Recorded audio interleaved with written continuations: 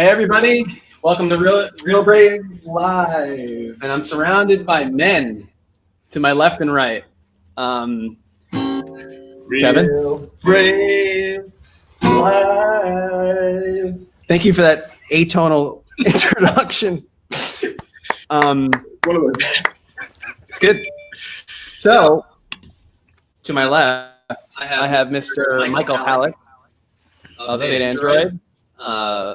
We have a history. Minus let's one. say.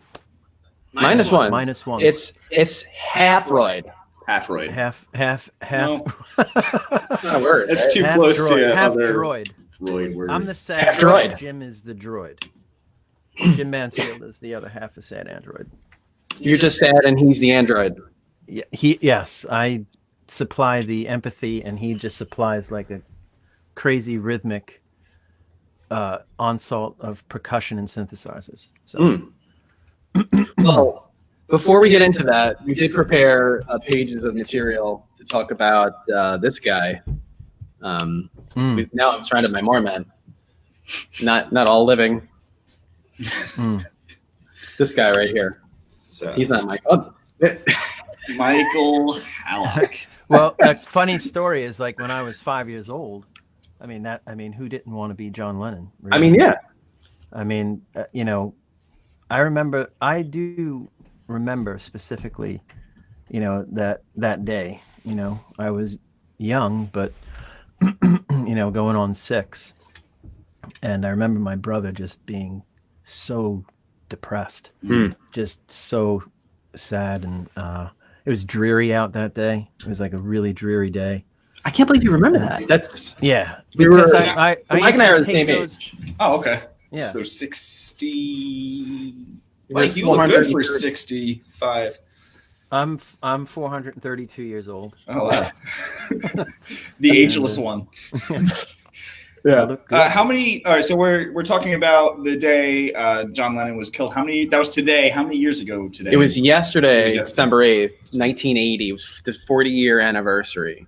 If we play into the number 9, Number 9. because he's an Englishman, and the time of death he would have been the 9th in England. Oh, He didn't die right away. Yeah. So I think there's truth to that. I could be wrong. Don't quote me, but I'm pretty sure because it happened late in the evening here. What in England is 5 hours ahead. 5 hours right? ahead. Yeah. Oh, okay. It was an evening here. And Yeah. Yeah. is that another one of those Beatles urban legend conspiracy things? Revolution 9, number 9. Well, he had an affinity for the number 9. Interesting. What am I on CNN? So please go on. Yeah. No, I mean, generally speaking, we try to prepare for these things and we have people research them. But Yeah. I just found out that he changed his middle name or he changed his last name to Ono Lennon. Is that true? I think so. Yeah. He adopted his wife's last name. Yeah. Do you like Yoko Ono? Is the question I want for you. We No. for the people that are watching. This is among the most divisive issues in Beatles Yeah. lore. So I was listening to Double Fantasy, and then the Yoko Ono stuff started coming on. I was like, I can't do it. I try. But what's your opinion of the Yoko Lennon stuff? Myself? Yeah. Well, if you go back to the first Plastic Ono album, it was a dual album, and her material was great. And it's Lennon, Klaus Voormann, and Ringo Starr it's the same outfit that recorded his Plastic Ono album. And there's some pretty interesting things on that, that she does that, like, you can't discern between like a point where she's singing and the guitar is playing. She's a visual artist, Right. she's avant-garde, like they both interplayed, musically and visually. And it just, like it worked, and he loved her and she loved him, and who doesn't have problems with relationships? And, the argument is out there whether she is viable musically, but I think so. And I'm not trying to be like political about it. She, like she put her 10,000 hours in. She played classical piano, for God's sakes. Right. So she influenced. Like I have some issues with, Imagine. It's just as it's controversial to add someone, posthumously to a credit, or McCartney wanted to switch the names, and as songwriters and writing songs, you want credit where credit is due. But I mean, like they're going to be linked forever in history, Lennon and McCartney. And I think to switch the name is a little petty, but I did find it a little disturbing, because Yoko would, from my understanding, is like she vetoed that. She wouldn't allow that switch to occur. But at the same time, they put her name into Imagine. And if you watch the latest documentary that they did, it's really a case building for her involvement in the making of the Imagine record. I think the documentary is called Above Us Only Sky, something like that. I've seen it. Yeah, it's good. And yeah, it's very good. And you can see that there's a good portion of that film is, making a case for her involvement in not only the recording of the record, which she was totally involved with. No one's disputing that at all. She's, 110% a part of that whole process. It's the, this is Yoko's language, and hence she wrote the song. I don't know how much you know what I mean? Like if I read a William Blake book, which I have a million times, when I'm writing lyrics, I'm like, should I credit my song with William Blake? I don't know. Like, it's like a question. I'm not saying it's right or wrong. I'm just putting that out there. If you're influenced by someone, does that make them, it would depend how heavy that influence is. If they actually had like a hand in recording or writing or performing on a piece, absolutely you should give them credit. But I don't know. I think I liked Yoko for. I think it's worth pointing out that, and I gotta get rid of my own voice. I think it's worth pointing out that a lot of the Plastic Ono band, that whole era, and even John's career as a Beatle and as a solo artist, overall, so much was about challenging the status quo, challenging the norms, lyrically and musically.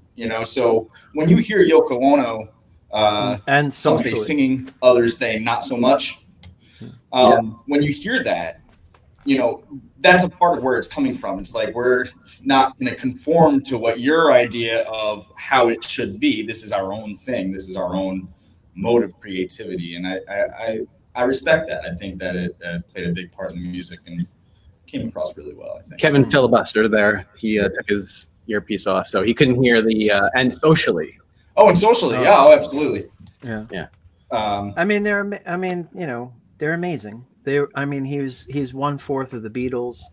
The Beatles were the greatest band to ever, when you say the Beatles, it's a conglomeration of, like George Martin and Jeff Emerick and, like the whole, Scott and like the whole gambit of people that were involved with the Beatles, the greatest songwriters, and then it reached a height point, and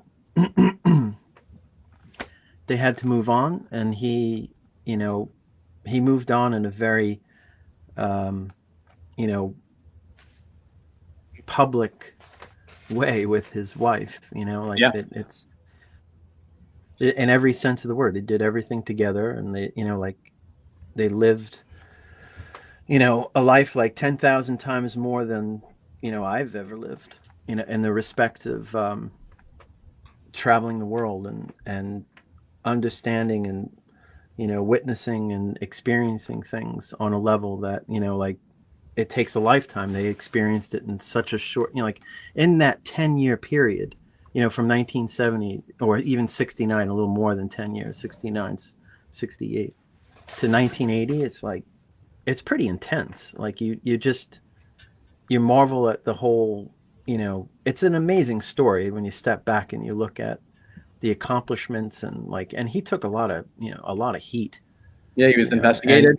Yeah, and she took a ton of crap from breaking up the Beatles to, and it's all bullshit. Excuse my language.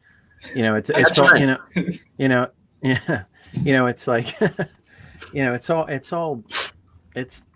it's hearsay. The Beatles broke up the Beatles. Like that. That's true. We're Paul all was the first one to publicly leave the band. Said, "I'm out." Yeah, and it was printed in the newspaper. But it, part of they were having issues in the studio and stuff. I will add to what you were just saying, Mike, is that yes, that 10-year period, they did a lot of stuff, but a lot of people just think of it as a week in bed protesting. Yeah, it's crazy. No, yeah, it's just that's like scratching the surface. Yeah, like everyone does. Like there's. I've spent weeks and weeks in bed. Yeah. Well, sure. Like we're naive. We do things. We say things. We we believe in something. We can change our minds. Like we're human. That's like that's what's great about John Lennon is that he's so relatable. He's so human. He's so the everyman in one respect. And the guy, and he, if we get into the into the real heavy, like I'm a big Julian Lennon fan. I like Julian Lennon. I think he's like he has written some great songs and he's a great photographer, and I'm sure he would say differently about how he was treated as a child.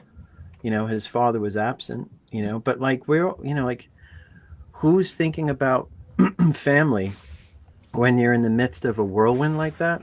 When you're like 25 years old, 26 years old. No way. Like it's crazy. Yeah. And like, people just dismiss like, he was a crap dad or what, I'm like, well, we'll see how you do handling under pressure. That's the thing. So when the Beatles disbanded in 1970, he started his career with, as a solo artist, but in 1975, he disengaged from the music business to raise his infant son, Sean. And I actually heard he's our age. Is he really? Oh my God. Yeah. I heard a fantastic thing. Do you have Sirius? I do Spotify. So on Sirius, they have the Beatles channel, and there was this wonderful segment where Julian and Sean were talking, and I didn't know who it was. There's this, two English guys going, "Well, it's just talking about the music and all this stuff." I know, and they kept saying, "Dad." When Dad wrote this song, it was kind of, and you're listening to the sons of John Lennon talk about his music, and I think that Above Us Only Sky, they talk about the fact that John felt bad about not being a dad. Yeah, his sensitivities beyond songwriting. It's like songwriting is, it's like an extension of what you do, who you are, and like there's no way that he didn't recognize the shortcomings of being a father. We all have shortcomings as a dad. I have shortcomings as a father. I question things that I've done with my own kids, in regards to like was I too strict, or did I should I have done, turn left instead of right with this? Should they have gone to this school instead of that school? What, like, I don't know. Like there's there's a lot of, and that's just, again, like scratching the surface. This is on a different magnitude, yeah, exactly. Different magnitude of like pressure of, stardom of, celebrity that we have no comprehension of. We have no comprehension of like what it would be like to be on that level of stardom. Yeah. Uh-oh. Yeah. Oh yeah, great. Yeah. We're getting more clicks every day. Dozens of people. Well, this alone should help out, right? Well, this is fun. We have a lot of fun doing this, and I'm really grateful for you to be here. I'm thankful. Yeah. We'll continue talking about this, but yeah, no, absolutely. I appreciate that you asked me on. I love it. I do want to shout out one thing. Sure. DJ, what's up, man? Yes. Yeah, so like that original hardcore Real Brave members. Still with us. Yeah. Dan and DJ, yeah. So let's go back in time a little bit. 2002, I'm deciding on what I want to do in my life. And I kind of had the idea for Real Brave, but I don't know. So it's a very long story, but I ended up out in Long Island. Shout out to Murphy's Music.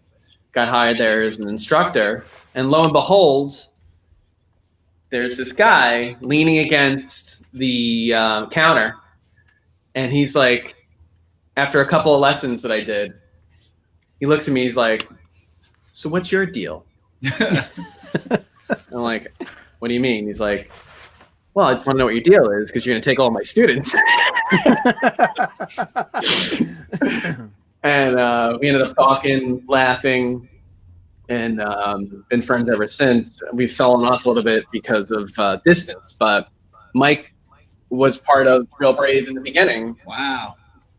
He was helping me with very good, the recording side. Very good recording experiences and stories that Hilarious. I don't even know if we can share. I think we have to, because at this point, no, I'm saying some of the recording experiences were really funny. So, and I don't want to hurt anybody's feelings. We were a context. So we were a recording studio. Mm. Yeah. All right. And just to put it into context here's a picture of us live. Kevin and I are about 10 feet away. It doesn't really look like it, but we are. Hello. Kevin's head is actually no, go back the other way. There it is. He's a machine. I'm one of those talking animatron radio heads. So for years, I've been recording. I've been doing all this stuff. Mike and I both have been, acclaimed artists. Let's just call it that. And we wanted to bring in people and record them. But unfortunately, we weren't getting the most amazing talent. Let's just call it. Why is that unfortunate? For us. Oh. Some people were wonderful. Yeah. Like, really, really great people. The music was really good and a lot of fun to work with. But then we just had, and if anybody's a studio musician out there, you'll understand what I'm saying. Like, we had some rough sessions, really rough. Mike, any come to mind? Honestly, like the first thing that came to my mind was like the commercial end of things, where you'd get some clients that were not on the music end of things, but we would do like voiceover or like setting up packages of audio packages for like companies. Do you remember that? Yeah. And like they had a voice actor come in. Yeah. Remember the voice actor came in and like very nice guy from what I remember, and like I said, I'm not going to hurt anybody's feelings. There's no way you're going to see this. No way. Yeah, right. So, but like okay. When the company, obviously we're not naming names, and I honestly don't remember the company, but when the company, like supervisor or whatnot started to listen over to some of the voice actors' work, and he was just like, they were like, no. And like, you were like, Mike, just do it. And they're like, no, this is perfect. So somewhere out there in the stratosphere of all these corporate companies, golden parachutes, I'm describing like their retirement program. And like Dan, I just thought it was hilarious. Yeah. These two guys from Long Island and Queens, and Mike Mike's reading a script, Oh. and I'm behind the console. Oh. I don't remember what he was saying, but all I remember was golden parachute. You know what a golden parachute is? No, I don't. It's not dirty. It's By not the way. dirty at all. No, zero Okay. dirty. I was just about to go to Urban Dictionary and look that Hopefully up. hopefully one day you know what a golden parachute is. Is it like a The really financial- good 401k? Yeah, like, it's Type along deal? those lines. Yeah. Yeah. So grown up. So every once in a while, Anyway. Mike and I will text each other some of the old recordings that we did. And a couple weeks ago, he texted me a recording of commercial we did for Google. We were trying to do this, trying to get this spec deal. Okay. And we did a lot of spec stuff. And it's us talking to each other with animal sounds in the background. Like what kind of like? So we're talking about Google Checkout and how I don't even know if it's around anymore. Right, but the animals like deciduous forest, safari, like what kind of? Just all sorts of stock sounds from Google. And it's just us talking, and the whole script is about I'm in my living room, or no, you're in your living room, and I walk in. I brought all these animals in there. Yes. Yeah. That's good. Of course, there's the infamous "We Are the World." Well, that was family. sweet. Yeah, that was sweet. But then We'll leave it at that. Okay. We'll leave it at that. Okay. That was sweet. I'm still hung up on the golden parachute thing. I feel like that would make you fall faster. Probably. Yeah.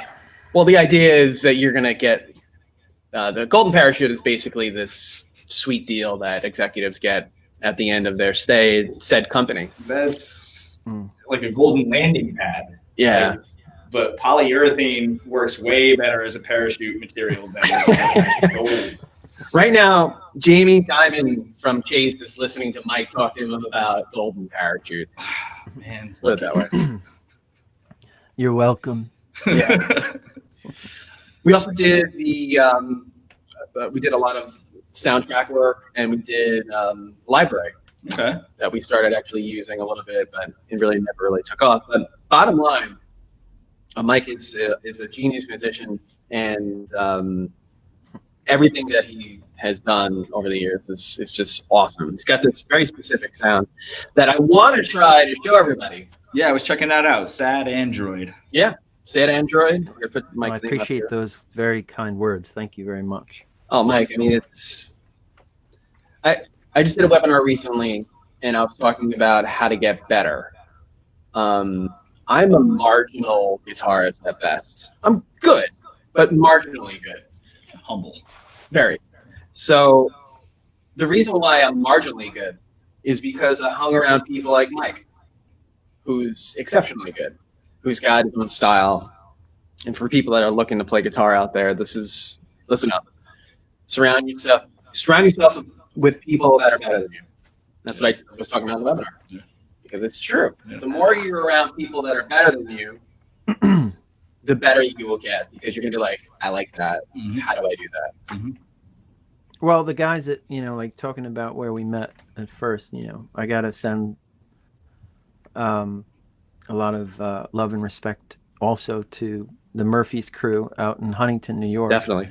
Like that's where we met, like before Dan ventured onto like a successful career with Real Brave, which is, it's amazing what you're doing, really. I'm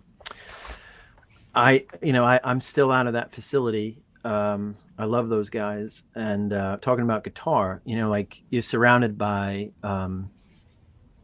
like some really top-notch guitar players. I mean, guys that are in bands that are touring or have toured, and they're amazing. And being in that environment, and whether it's talking shop or like sharing, the different types of songs that from the different styles and genres of bands that we were involved in. Mm-hmm. Was amazing, and like it definitely pushes you. Like you're absolutely right. You want to surround yourself with people that are going to continuously like push and try to keep you on your toes, artistically, and then in one aspect and the other, like on a performance level, like to keep pushing your playing and trying to, I'm doing sessions with with Jordan right now. I don't know if you remember Jordan Yeah. Pingos. Yeah. Like we're getting together, here and there, like, fleshing out some of his ideas, and like it's just great to listen to him play, like it's a completely different style from mine, and obviously so, because it's Jordan, and I do my thing, he does his thing, and it's like, but his tone and like the care that he takes in his tone, and like the riffs that he's coming up with. So it's always important to like just keep pushing, and surrounding yourself with other people that are just creative and like that have that desire and that will to keep creating and pushing boundaries and things. Like that's another thing with Jim, like with Mansfield, who's my cohort and Sad Android. Like he Monster is drummer. crazy. Do you remember the session that we did for your, like, going back a number of years, like you had a number of songs that you were working on, and he just came in like nailed every, like he's like a Keltner, like like he's a chameleon. He does so many different styles and so many different, I've been blessed to work with like lots of different drummers, and he's amazing. So did he do the drums only on Sandra? Yeah, Jim and I met in high school, so we were friends in high school. And to tie it in with talking about John Lennon, we were in gym in like freshman year of high school. So like the one thing that we picked up on, like, because we were singing Golden Slumbers. Like we would just like break out into song in high school and get thrown out of class, or be reprimanded. Like we both went to Catholic school, so not to be confused with Golden Parachute. Right. Yeah. Golden Slumbers. Yeah, Golden Slumbers, Golden Parachute. Golden. And like we both picked up on that funny paper, that like unison funny paper. And like he told, he was just like, "Oh, you picked up on that." And I'm like, "Yeah, man, So that kind of was the start of us just hanging out, and he would show me things like King Crimson, and like I had no idea who the hell King Crimson was, and like he would make these tapes and give me tapes like they had like a bunch of like just Bill Bruford and jazz, and like he was into like all different genres of music, but our common thread was like Lennon, was like the Beatles, and so that that's another great thing about the Beatles and John Lennon. Just they're so universal. They have that connectivity between so many different genres of music, and like I couldn't begin to imagine how many friendships that the Beatles sparked. Right. Just like sharing music together. So yeah, no, he's always been the drummer. I had worked with a bassist who is a friend of ours, also around that time. And so there used to be 3 of us at one time. Then 3 became 4 to 5 when we were gigging. And then it just slowly kind of pared down. And I have my go-to, like you have your go-to people that you kind of like, you like share your song ideas in such infantile stages and things, like Andy and Ted. They're like my closest friends. And they'll tell me if if it's shit, or if it's, if it's good, or change this, or, like you have your filters. You have people that you trust to kind of like, so Jim and I, like we haven't been getting together because of, obviously the situation that's going on with the pandemic. But, Mike, I actually wanted to ask you, because Sad Android is a duo. When you were gigging, would you bring on other musicians, or would it just be the 2 of you? The last thing that we were doing, we're trying the concepts that we were trying to go over and work out was triggering and playing live, like not relying on loops. That's cool. Or like, because I have like bass bass synth pedals, Right. and he was controlling some of the sounds in the bass, like while he's simultaneously playing drums or electronic drums. Mm-hmm. And I'm trying to do, like doing the guitar work and like using like voice filters to like add, it's hard. So yeah, Well, You have to work at it. we got the visual on the screen Yeah. of the video you made. And years ago, you talked about this. You were like, I want to create art, first of all, which is what this is, but a visual to the art. And so how did you create this video? Well, to be honest with you, Jim Mansfield is the one who really took the reins on this one, on why. He loves this song. So, and a lot of the drum work that was done on this song is like it's electronic, and he processed it, and I reamped it, I reprocessed, and like it was like chess pieces. Like he really mapped out the drum. If you listen to the drums, it's like not so like boom bop, but it's got like some interesting patterns and tidbits in there. Yeah. So because originally when we did the song, it was like just a straight like ride pattern. So did Jim do the video too, or no? Yeah, so he like there's bits and pieces from stock film, and we treated it as much as possible to not make it so obvious, or you can't discern between and then we filmed some of our own stuff and manipulated it and put it through like visual effects. So we try to do a bit as much as possible, and a bit to kind of make it put our own stamp on it. But Jim did a lot, like I contributed, but Jim did a lot to do with this video. And there's that the coffee. There's a running, if you pick up on the coffee cup, there's a coffee cup. I'm drinking coffee in the previous video, so we start this one with him drinking coffee in this one. Oh really? Is this what it's happening right now? I love that. Yeah. So that's a cartoon image that like he magnified. Yeah. So we went over this before with the visual. In movies, we did a whole segment on horror music. Yep.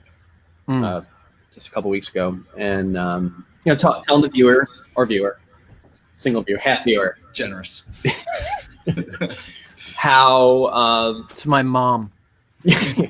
yeah, my mom, your mom. So it's just basically having audio in a movie makes the director's vision come to life.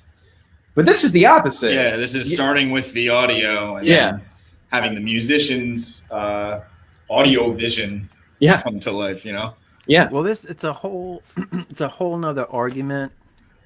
And I say argument because I'm kind of torn, because I don't have the wherewithal financially to pursue video the way I want to, and I'm more entrenched with the music side of things, and I'm very visual with my music to begin with. Yeah. My music, with music, period. And one thing I wanted to point out was just like all the textures and layers to the stuff that I was hearing. Why on want, it's just like layer after layer, and it's just like you can almost feel it and touch it, and it's really cool. Oh, you listen to Want? Yeah. That's a good one. Yeah, that's a good one. That started out as a very simple piano song. And like that's the I poke and prod, and we throw things up against the wall to see if it sticks, and then it goes through a process. And we call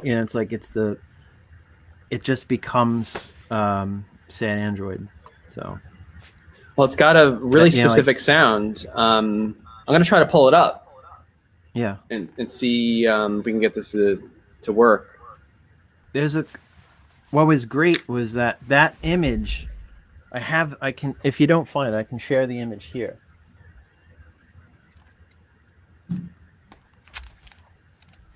Oh, cool. Yeah. So this image, I did some work with a plug for Jessie. She's a very good friend of mine, Jessie Paris Smith. So like I do some, we there's another like little group that we get together here and there. We will collaborate from time to time. So she's an amazing artist. She does very textural pieces at times with. She works with Rebecca Foon, they do Pathways to Paris, which is about for the climate change, and they do a lot of work, a lot of great work musically. As they have a very unique quality, like a very unique sound. So anyway, getting back to the point of the photo, like I had done something at for Tibetan musicians, which was great, amazing experience. I loved it. I was very happy and honored to be a part of that she invited me to do that, and I'm very appreciative. Great people, first of all. Smith family, amazing. They live in Smithtown. Yeah, if they lived in Smithtown, I wouldn't have a problem going into the city all the time. So very gracious, very good, great people. So at the end of the performance, that was given as a gift to me, and I was very appreciative of that. And but it struck me because I really like,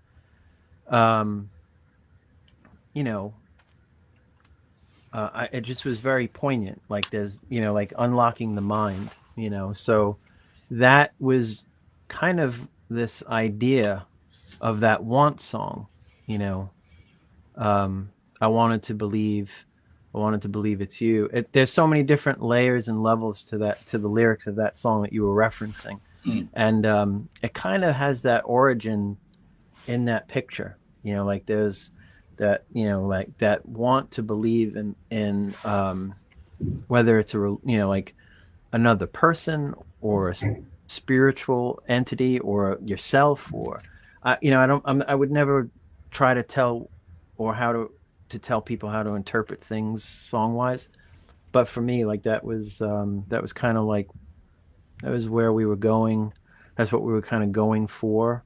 And I thought that picture kind of surmised the whole beauty of that lyric, and it made sense. And that's why I put it with that song. And, and I even focused the video around that picture. So, it has like the spiritual implementation of like the third eye, or the, right, like the Trinity, almost even like this combination of spirit, man, and God. Not to get too, deep into it. Yeah, philosophical. I thought it was a very good representation. You got a friend on the screen here. Yes, that's Ted, and I love Ted. He's amazing. Hi, Ted. Thanks for watching. Will say I don't want to be playing any live virtual shows. Eventually, yeah. We were gearing up to play out live because I signed up for. I'm usually like the studio head, as you can see. Yeah. I want to write. I just don't stop writing. I can't. Like at Wednesday at 4:00, I'm going to. It just happens. Like you just continually write and do things. Jim wants. It's more about performance, which he's right. So like.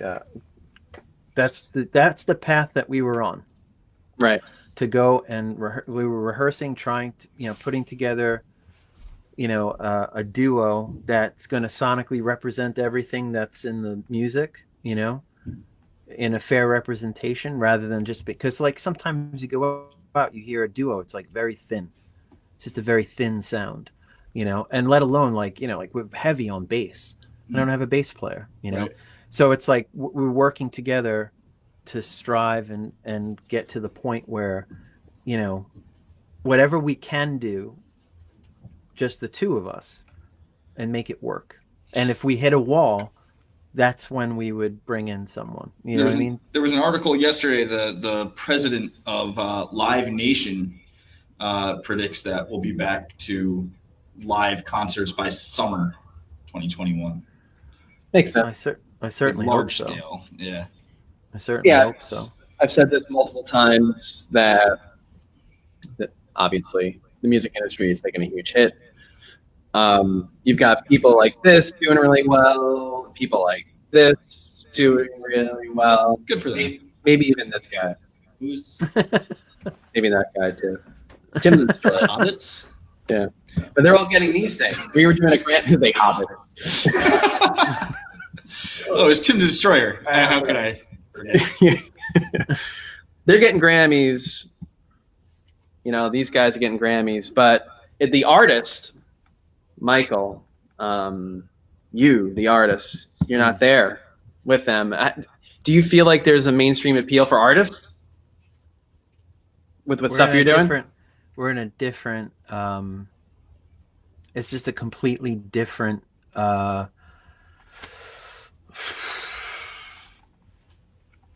avenue. I don't know, I don't think there's an intent or an intention to be like, I'm going to write a hit song. It doesn't work that way. It never works that way.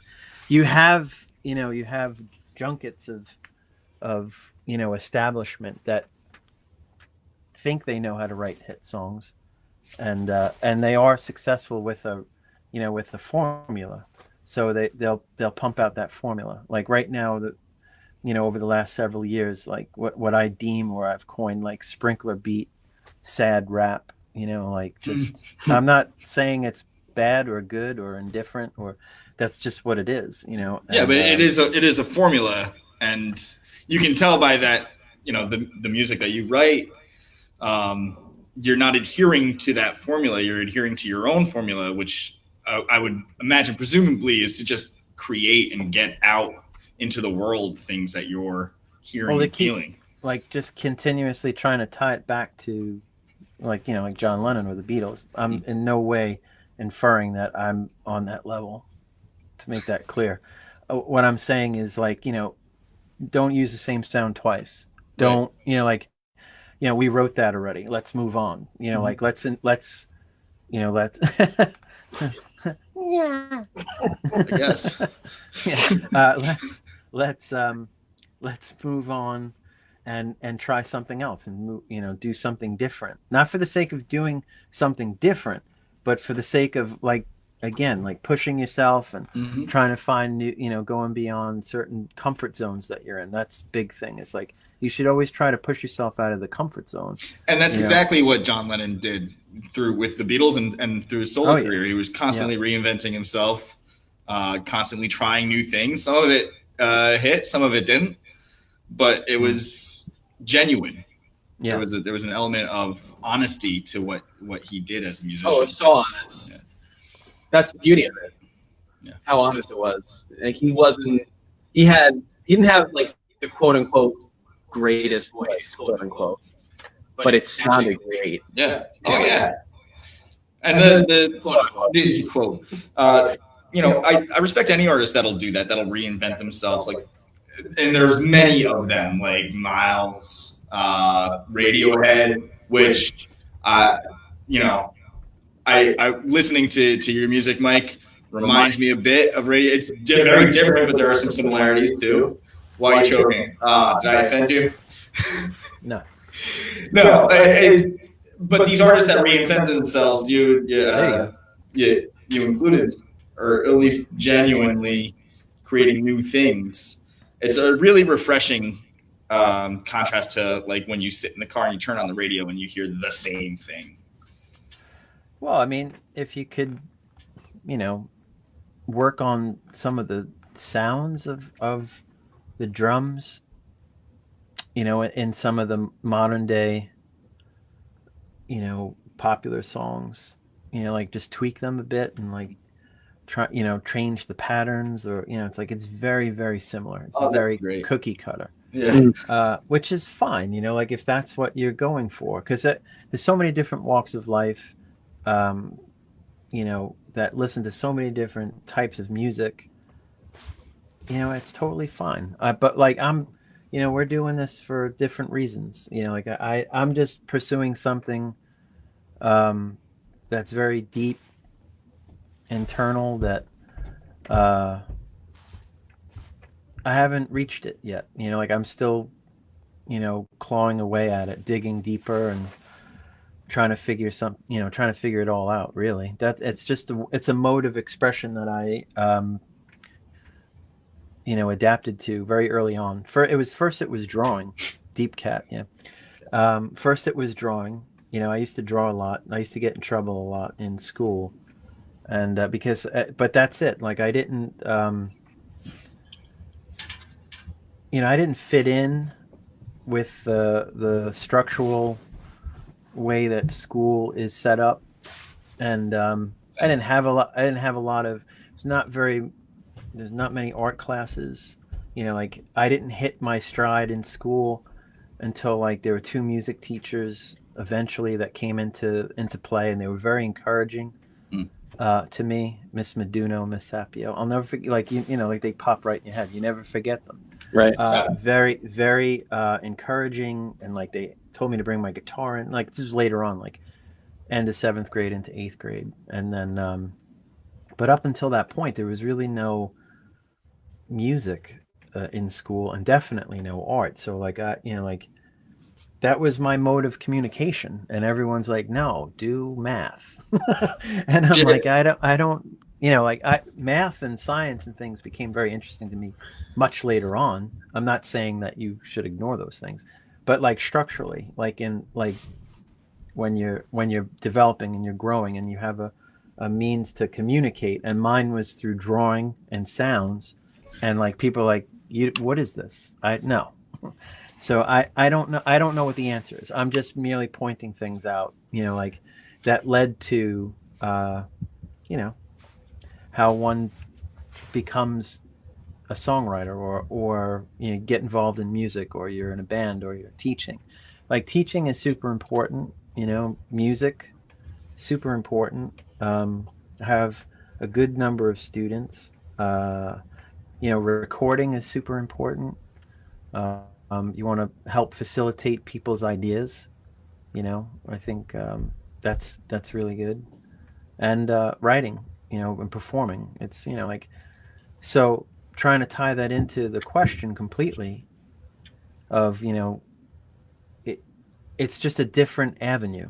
It's a different avenue. Like I have lots of eggs in many baskets. If I can facilitate being able to, you know, weather the storm right now with like businesses being shut down and all this from the pandemic, and you know, I can ride on the coattails of like my, you know, popular song or whatever. I don't know. I'm not in that position. I don't know. I don't. I don't know what my answer would be. All I do know is my situation as a, you know, as a songwriter, as an educator, as a, you know, production and recording. You know, it's like I have to do those things to survive, and like that, you know, like I feel that the songs are rooted and grounded more in the everyday life. Like when I listen to things like that, it's completely detached. Like I don't understand the language. I don't, like, not only musically but like verbally. Like it doesn't register with me. It doesn't make any sense. So like I'm not going to listen to that. And it's not to put it down. It just doesn't. It doesn't say anything to me. And I'm sure there's people that listen to the sad Android music that we have, and like they're like, "What the hell is this?" You know, like. But that's okay. If they don't like it, they don't have to listen to it. That's all right. You know, I'm okay with that. That's my favorite music, where I hear it and I'm like, what the hell is this? And then I deeply, it's like, oh, this is actually really cool. Yeah. Yeah. So I was thinking, after watching the video a couple of times, it'd be better to post a link so people can hear the sonic value, because you've spent an enormous amount of time making sure that this sounds amazing. We couldn't get the sound right. That. Yeah, we'll post that. I appreciate that. Definitely. But as you can see, it looks great. I'm going to plug myself now. Plug it. Shameless. Right. We did an album in like from 99 to 2001 or whatnot. So that really never got the proper um, platform, you know. So I've been sitting on the record for quite some time, and I decided to like remix it, you know. Mm-hmm. So I remixed the first record that we really like. It was the first time we really, you know, like working on an album, and I remixed it. So it's on iTunes. It's Never Myself Again. That's the one. It's got the Android with the kind of like orange, yellowy Oh orange yeah, background. good tunes So on those it. are like, what's that? Good tunes on that one. Thank you. That, you know, like that's the first go, and I'm still proud of those songs. So like I did that, remixed it, posted that. So there's you know a good representation of a lot of the things that we did so far, but there are a number of things in, you know, like down the pike that are going to be either re-released, like our record from '09. You can go to the website, which is sadandroid.band, and the songs are there from the Static Flower record. And there's some really that record has a lot of cool stuff on it. There's a song Reasons. There's an instrumental Static Flower. That's mostly that. A lot of that was Jim, and he did a film for that song, which was really good, really good. Like he likes to experiment with film. Like I said, I would do that if I had the ability to like facilitate my ideas onto screen, and I have a hard enough time trying to finish. I have a I There's a record in the can already from the lockdown. I wrote 12 songs and they're pretty much done. Oh But wow.